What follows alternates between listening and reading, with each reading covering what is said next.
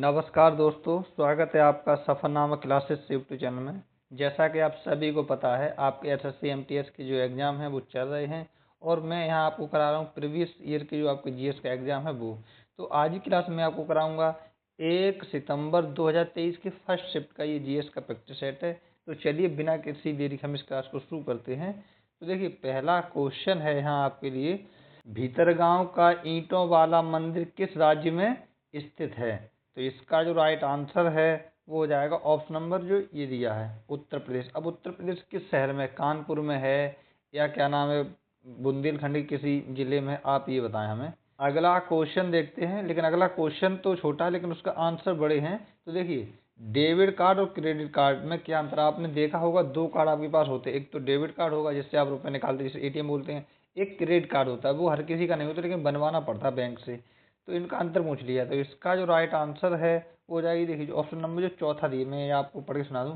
Debit card में सीधे bank खाते से पैसे निकाले जा सकते हैं। डेबिट कार्ड जो है उसमें आपके बैंक में जो रुपए हैं वो ही निकलेंगे केवल, जबकि क्रेडिट कार्ड में एक निश्चित सीमा तक ऋण लिया जा सकता है। और क्रेडिट कार्ड में आप लोन लेते हैं निश्चित सीमा तक, जितनी भी आपको क्रेडिट कार्ड की सीमा होगी, 50,000, 60,000, लाख, 2 लाख, जितनी भी होगी। चलिए अगला क्वेश्चन देखते हैं। पूर्व पश्चिम गलियारा जो स्वर्णिम चतुर्भुज महाराजमार्ग का एक हिस्सा है, भारत के निम्नलिखित किन दो शहरों को जोड़ता है? तो इसका जो राइट आंसर है वो हो जाएगी, देखिए सिलचर और पोरबंदर को जोड़ता है। सिलचर इधर असम में है और पोरबंदर तो आपको पता ही है गुजरात में है। गुजरात के पोरबंदर महात्मा गांधी जी का जन्म हुआ था 2 अक्टूबर, और सन बता दें अगर आपको पता हो तो। चलिए अगला क्वेश्चन देखते हैं। निम्नलिखित में से किस आंदोलन की शुरुआत बंगाल में हुई थी? तो वो ऐसा कौन सा आंदोलन है इन चार में से? तो इसका जो राइट आंसर है वो हो जाएगा ऑप्शन नंबर जो तीसरा दिया, रामकृष्ण मिशन जो है, इसकी शुरुआत बंगाल में हुई थी। और इसकी जो स्थापना है स्वामी विवेकानंद ने करी थी। और स्वामी विवेकानंद के जो गुरु हैं वो रामकृष्ण थे। और सत्यशोधक समाज की जो स्थापना है वो महाराष्ट्र में हुई थी। और किसने करी थी ये आप हमें कमेंट में बताएं, सत्यशोधक समाज की स्थापना किसने करी? आर्य समाज तो आपको पता ही होगा, दयानंद सरस्वती हैं। सत्यशोधक समाज। चलिए अगला क्वेश्चन देखते हैं। संविधान अनुसूचित जनजाति आदेश दूसरा संशोधन विधेयक 2022 में नारिकोवन, ठीक है, फिर लिखा है, और कुरीविक्कन समुदाय को किस राज्य की अनुसूचित जनजातियों की सूची में शामिल किया गया? ये दो जनजातियां हैं, इनके नाम हैं, ये देखिए, पहला है नारिकोरवन और दूसरा है कुरीविक्कन, ठीक है। तो ये किस राज्य की हैं? तो इसका जो राइट आंसर है वो हो जाएगा ऑप्शन नंबर जो इसमें दूसरा दी, तमिलनाडु। ये ऐसे नाम ही हैं। चलिए अगला क्वेश्चन देखते हैं।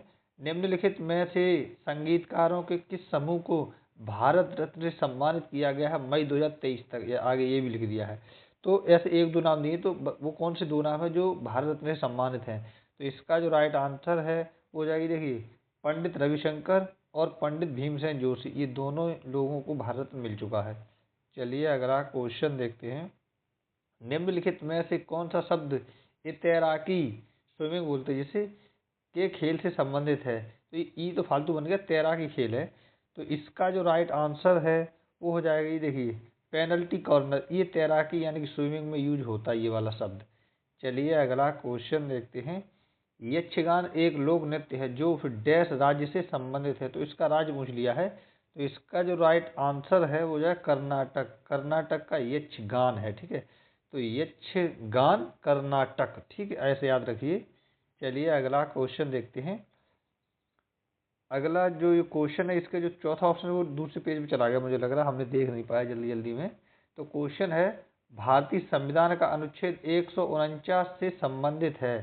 तो इसका जो राइट आंसर है वो हो जाएगा ऑप्शन में जो पहला दिया, ये देखिए, भारत के नियंत्रक एवं महालेखा परीक्षक के कर्तव्य एवं शक्तियाँ, ये संबंधित हैं 149 में।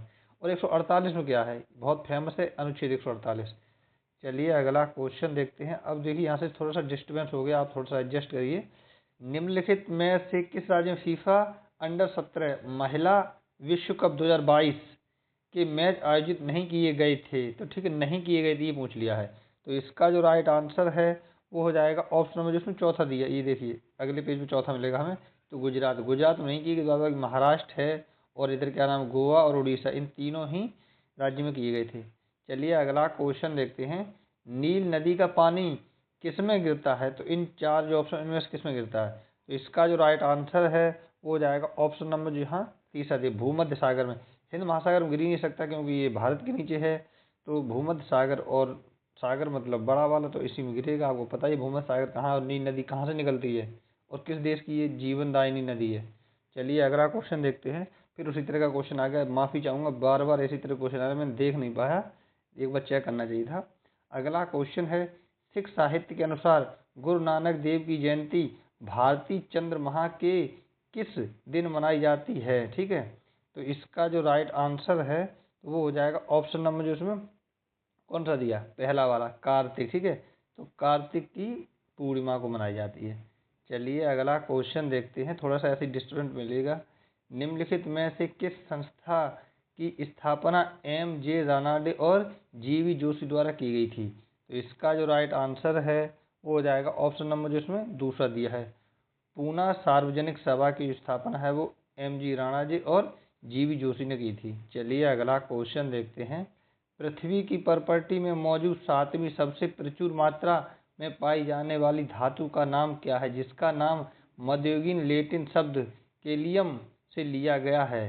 तो इसका जो राइट आंसर है वो हो जाएगा ऑप्शन जो पहला दिया, पोटेशियम। क्या है? पोटेशियम। चलिए अगला क्वेश्चन देखते हैं। अब पूरे हमें लग रहा है क्वेश्चन डिस्टर्ब मिलेंगे। अगला क्वेश्चन है, 1873 में ब्लैक रिएक्शन तकनीक, ठीक है, से रंगे तंत्रिका ऊतक की पहली तस्वीर किसने प्रकाशित की, जिसमें संपूर्ण तंत्रिका कोशिका का वर्णन किया गया था? इसका जो राइट आंसर है वो हो जाएगा ऑप्शन नंबर जो तीसरा दिया है, कैमिलो गोल्गी। ठीक है, चलिए अगला क्वेश्चन देखते हैं। अक्टूबर 2022 में विराट कोहली T20 क्रिकेट इतिहास में कितने रन पूरे करने वाले पहले भारतीय बने? T20 की बात कर रहा है। इसका जो राइट आंसर है वो हो जाएगा ऑप्शन नंबर जहाँ पे चौथा दिया, कुल 11,000 रन। चलिए अगला क्वेश्चन देखते हैं। किस नदी को स्यांगपो के नाम से भी जाना जाता है? तो बात की जाए इस नदी के नाम की, तो इसका नाम है ब्रह्मपुत्र नदी। बात की जाए स्यांगपो जो है इस नदी को, वो चीन वाला क्षेत्र है वहाँ बोला जाता है। जैसे ही ये भारत में अरुणाचल प्रदेश से प्रवेश करती है, अरुणाचल प्रदेश में इसको दिहांग बोला जाता है, और वैसे ही असम में आती है तब इसका नाम ब्रह्मपुत्र हो जाता है। असम में आके फिर ये बांग्लादेश में गंगा नदी से मिल जाती है। चलिए अगला क्वेश्चन देखते हैं। कमलेश्वर के निम्नलिखित में से किस उपन्यास को 2003 में साहित्य अकादमी पुरस्कार से सम्मानित किया गया था? तो इसका जो राइट आंसर है वो हो जाएगा ऑप्शन नंबर जहाँ पे दूसरा दिया, कितने पाकिस्तान को, कितने कितने पाकिस्तान उपन्यास का नाम है।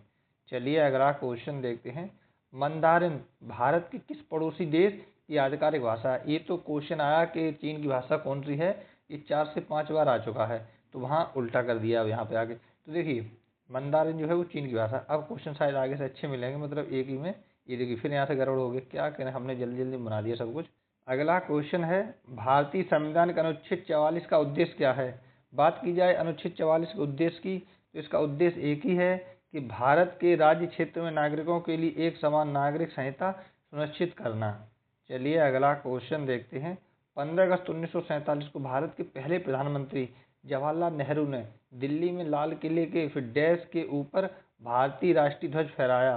तो इसका जो राइट आंसर है वो हो जाएगा ऑप्शन नंबर चौथा दिया है, कौन सा है वो, ये देखिए लाहौरी गेट के ऊपर। कौन सा? लाहौरी गेट, लाल किले का लाहौरी गेट के ऊपर। चलिए अगला क्वेश्चन देखते हैं। देश के भीतर किसी अर्थव्यवस्था में वस्तुओं और सेवाओं के कुल उत्पादन साथ ही किसी विशिष्ट अवधि के दौरान मूल्य ह्रास को मापने के लिए निम्नलिखित में से किसका उपयोग किया जाता है? तो इसका जो राइट आंसर है वो हो जाएगा ऑप्शन नंबर जहाँ पे 3 दिया। चलिए 3 पे चलते हैं, तो ये रहा देखिए, सकल घरेलू उत्पाद जिसे जीडीपी बोलते हैं।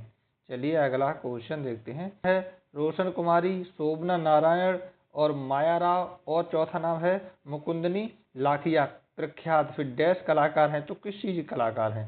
तो इसका जो राइट आंसर है वो हो जाएगा ऑप्शन नंबर पहले दी, कथक। और कथक जो है वो उत्तर भारत का लोक नृत्य है। चलिए अगला क्वेश्चन देखते हैं। निम्नलिखित में से कौन breaking the code my journey in Bollywood पुस्तक के सह लेखकों में से एक है? और ये जो क्वेश्चन है वो दूसरी बार आया है। तो इसका जो राइट आंसर है वो हो जाएगा ऑप्शन नंबर जहाँ पे चौथा दी, आयुष्मान खुराना। कौन से? आयुष्मान खुराना। तो मैंने आपको बताया था ना कि ये जो डिस्टर्ब हुआ क्वेश्चन वो पूरे आगे तक रहेंगे, तो आगे तक ही होगा। 25वां क्वेश्चन आ गया है। 25वां क्वेश्चन है आपके लिए। रानी मठैया एक डैश लोक नर्तकी हैं जिन्हें 2023 में पद्म श्री से सम्मानित किया गया था। तो इसका जो राइट आंसर है वो हो जाएगी, देखिए पागल आटा, क्या पागल आटा लोक नर्तकी है। ठीक है, तो ये था दोस्तों आप एसएससी एमटीएस के प्रीवियस ईयर क्वेश्चन पेपर। माफ़ी चाहूँगा, ये जो बीच से कुछ गड़बड़ हो गया उसके लिए आपको अगर गलत लगा हो तो सॉरी बोलता हूँ। चलिए मिलते हैं नेक्स्ट क्लास में, तब तक आप अपना और अपनी फैमिली का अच्छे से ख्याल रखिए। धन्यवाद दोस्तों।